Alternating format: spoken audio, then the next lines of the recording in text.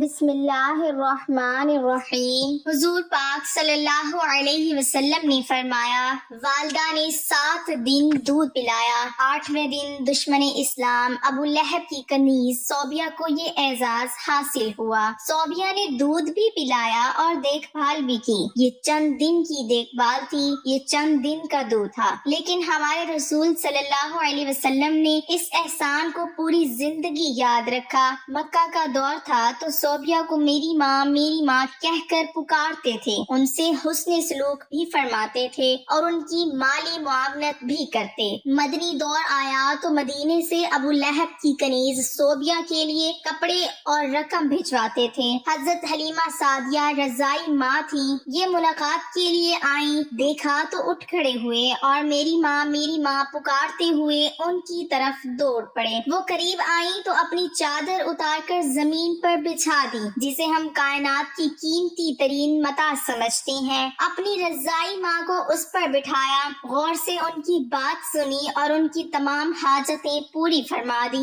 یہ بھی ذہن میں رہے، حضرت حلیمہ سعدیہ رضی اللہ تعالی عنہا نے اسلام قبول نہیں کیا تھا، وہ اپنے پرانے مذہب پر قائم رہی تھیں۔ فتح مکہ کے وقت حضرت حلیمہ کی بہن خدمت میں حاضر ہوئیں، ماں کے بارے میں پوچھا، بتایا گیا کہ وہ انتقال فرما چکی ہیں۔ رسول اللہ صلی اللہ علیہ وسلم کی آنکھوں میں آنسو آ گئے، روتے جاتے تھے اور حضرت حلیمہ کو یاد کرتے جاتے تھے۔ رضائی خالہ کو لباس، سواری اور 100 درہم عنایت کیے۔ رضائی بہن شیمہ غزوہ حنین کے قیدیوں میں شریک تھیں، پتہ چلا تو انہیں بلایا، اپنی چادر بچھا کر بٹھایا، اپنے ہاں قیام کی دعوت دی۔ حضرت شیمہ نے اپنے قبیلے میں واپس جانے کی خواہش ظاہر کی۔ رضائی بہن کو غلام، لونڈی اور بکریاں دے کر رخصت کر دیا۔ یہ بعد ازاں اسلام لے آئیں۔ جنگ بدر کے قیدیوں میں پڑھے لکھے کفار بھی شامل تھے۔ ان کافروں کو مسلمانوں کو پڑھانے، لکھانے اور سکھانے کے عوض رہا کیا گیا۔ حضرت زید بن ثابت رضی اللہ تعالی عنہ کو عبرانی سیکھنے کا حکم دیا۔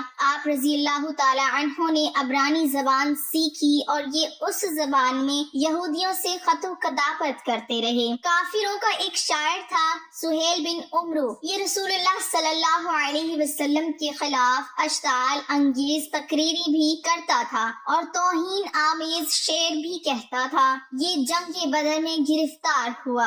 سہیل بن عمرو کو بارگاہ رسالت میں پیش کیا گیا۔ حضرت عمر رضی اللہ تعالی عنہ نے تجویز دی، میں اس کے 2 نچلے دانت نکال دیتا ہوں، یہ اس کے بعد شعر نہیں پڑھ سکے گا۔ تڑپ کر فرمایا، میں اگر اس کے اعضاء بگاڑوں گا تو اللہ میرے اعضاء بگاڑ دے گا۔ سہیل بن عمرو نے نرمی کا دریا بہتے دیکھا تو عرض کیا، مجھے فدیہ کے بغیر رہا کر دیا جائے گا۔ اس سے پوچھا گیا، کیوں؟ سہیل بن عمرو نے جواب دیا، میری 5 بیٹیاں ہیں، میرے علاوہ ان کا کوئی سہارا نہیں۔ رحمت للعالمین صلی اللہ علیہ وسلم کی غیرت نے گوارا نہ کیا، یہ 5 بچیوں کے کفیل کو قید میں رکھیں یا پھر اس کے 2 دانت توڑ دیں۔ غزوہ خندق کا واقعہ ملاحظہ کیجیے۔ عمرو بن عبدود مشرک بھی تھا، ظالم بھی، اور کفار کی طرف سے مدینے پر حملہ آور بھی۔ جنگ کے دوران عمرو بن عبدود مارا گیا، اس کی لاش تڑپ کر خندق میں گر گئی۔ کفار اس کی لاش نکالنا چاہتے تھے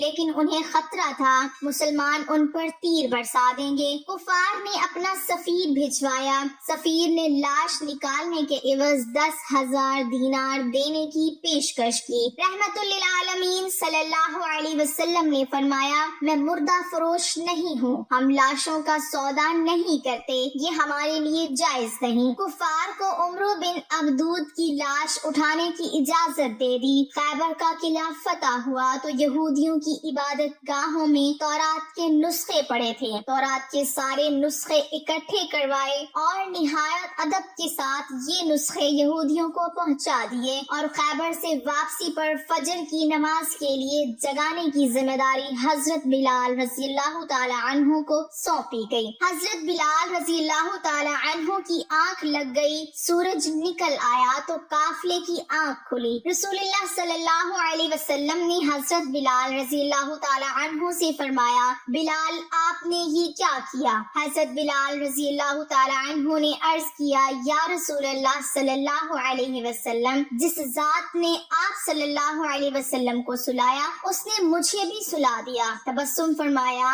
اور حکم دیا، تم آذان دو۔ آذان دی گئی۔ آپ صلی اللہ علیہ وسلم نے نماز ادا کروائی اور پھر فرمایا، تم جب نماز بھول جاؤ تو پھر جس وقت یاد آئے اسی وقت پڑھ لو، یہ ہے شریعت۔ حضرت حذیفہ بن یمان رضی اللہ تعالی عنہ سفر کر رہے تھے۔ کفار جنگ بدر کے لیے مکہ سے نکلے۔ کفار نے راستے میں حضرت حذیفہ رضی اللہ تعالی عنہ کو گرفتار کر لیا۔ آپ سے پوچھا گیا، آپ کہاں جا رہی ہیں؟ حضرت حذیفہ رضی اللہ تعالی عنہ نے عرض کیا، مدینہ منورہ۔ کفار نے ان سے کہا، اگر آپ وعدہ کرو آپ جنگ میں شریک نہیں ہوں گے تو ہم آپ کو چھوڑ دیتے ہیں۔ حضرت حذیفہ رضی اللہ تعالی عنہ نے وعدہ کر لیا۔ یہ اس کے بعد سیدھے مسلمانوں کے لشکر میں پہنچ گئے۔ مسلمانوں کو اس وقت مجاہدین کی ضرورت بھی تھی، جانوروں کی بھی، ہتھیاروں کی بھی۔ لیکن جب حضرت حذیفہ رضی اللہ تعالی عنہ کے وعدے کے بارے میں علم ہوا تو مدینہ بھجوا دیا گیا اور فرمایا، ہم کافروں سے معاہدے پورے کرتے ہیں اور ان کے مقابلے میں صرف اللہ تعالیٰ سے مدد چاہتے ہیں۔ نجران کے عیسائیوں کا 14 رکنی وفد مدینہ منورہ آیا۔ رسول اللہ صلی اللہ علیہ وسلم نے عیسائی پادریوں کو نہ صرف ان کی روایتی لباس میں قبول فرمایا بلکہ انہیں مسجد نبوی میں بھی ٹھہرایا اور ان کو ان کے عقیدے کے مطابق عبادت کرنے کی اجازت بھی دی۔ یہ عیسائی وفد جتنا عرصہ مدینہ منورہ میں رہا، یہ مسجد نبوی صلی اللہ علیہ وسلم میں مقیم رہا اور مشرق کی طرف منہ کر کے عبادت کرتا رہا۔ حضرت سعد بن عبادہ رضی اللہ تعالی عنہ نے فتح مکہ کے وقت مدنی ریاست کا جھنڈا اٹھا رکھا تھا۔ یہ مکہ میں داخل ہوتے وقت جذباتی ہو گئے اور انہوں نے حضرت ابو سفیان رضی اللہ تعالی عنہ سے فرمایا، آج لڑائی کا دن ہے، آج کفار سے جی بھر کے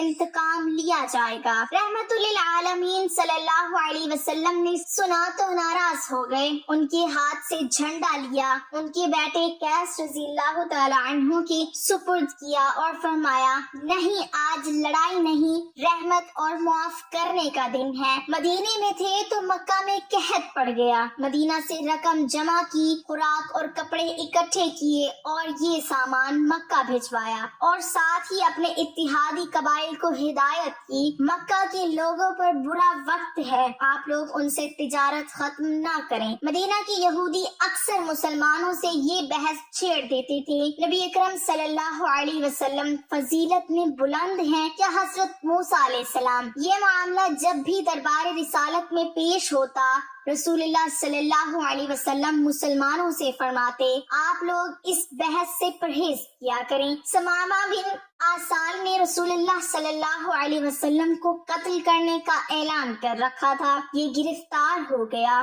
اسلام قبول کرنے کی دعوت دی، اس نے انکار کر دیا، یہ 3 دن قید میں رہا، اسے 3 دن دعوت دی جاتی رہی، یہ مذہب بدلنے پر تیار نہ ہوا تو اسے چھوڑ دیا گیا۔ اس نے راستے میں غسل کیا، نیا لباس پہنا، واپس آیا اور دست مبارک پر بیعت کر لی۔ ابو العاص بن ربی رحمت للعالمین صلی اللہ علیہ وسلم کی داماد تھے۔ رسول اللہ صلی اللہ علیہ وسلم کی صاحبزادی حضرت زینب رضی اللہ تعالی عنہا ان کے عقد میں تھی۔ یہ کافر تھے، یہ تجارتی قافلے کے ساتھ شام سے واپس مکہ جا رہے تھے۔ مسلمانوں نے قافلے کا مال چھین لیا، یہ فرار ہو کر مدینہ آ گئے اور حضرت زینب رضی اللہ تعالی عنہا کے گھر پناہ لے لی۔ صاحبزادی مشورے کے لیے بارگاہ رسالت میں پیش ہو گئی۔ رسول اللہ صلی اللہ علیہ وسلم نے فرمایا، ابو العاص کی رہائش کا اچھا بندوبست کرو مگر وہ تمہارے قریب نہ آئے